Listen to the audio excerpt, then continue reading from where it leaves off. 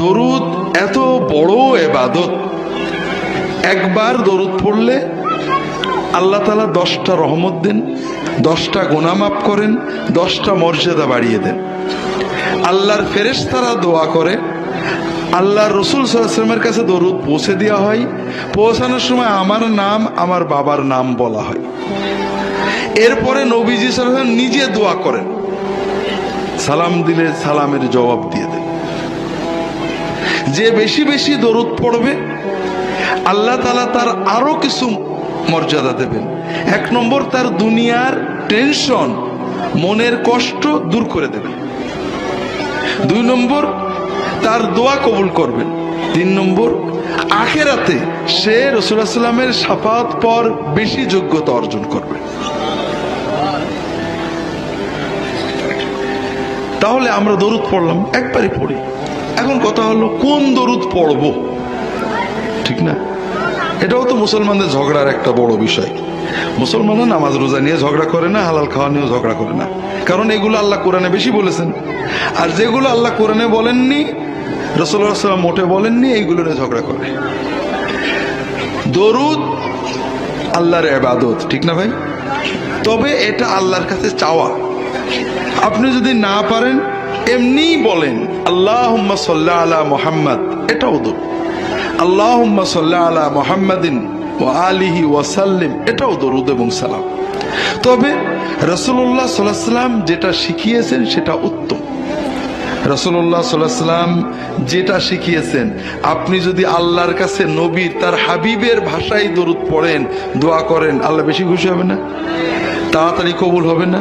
হ্যাঁ, এই জন্য রাসূলুল্লাহ সাল্লাল্লাহু আলাইহি ওয়াসাল্লাম আমাদেরকে দরুদ ইব্রাহিমে শিখিয়েছেন, নামাজে আমরা যেটা পড়ি।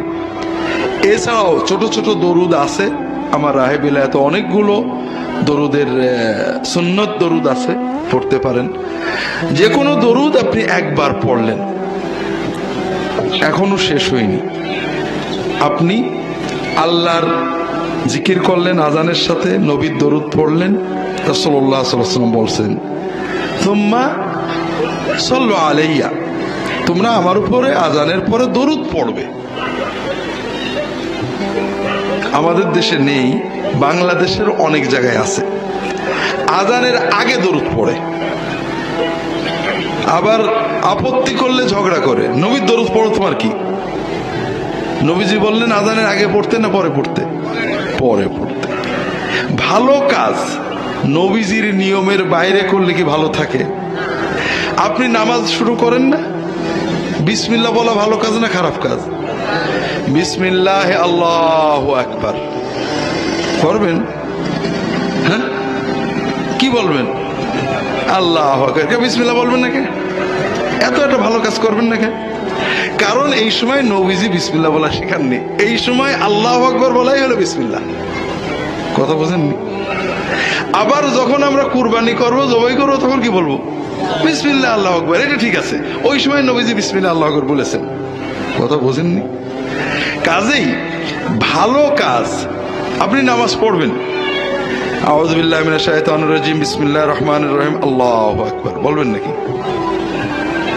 আউযু বিল্লাহ ভালো কথা, বিসমিল্লাহ ভালো কথা, কিন্তু ইবাদত বন্দেগী নবীর শিক্ষার বাইরে যুক্তি তর্ক দিয়ে বানানোর মানেই হলো আপনি নবী মানেন না।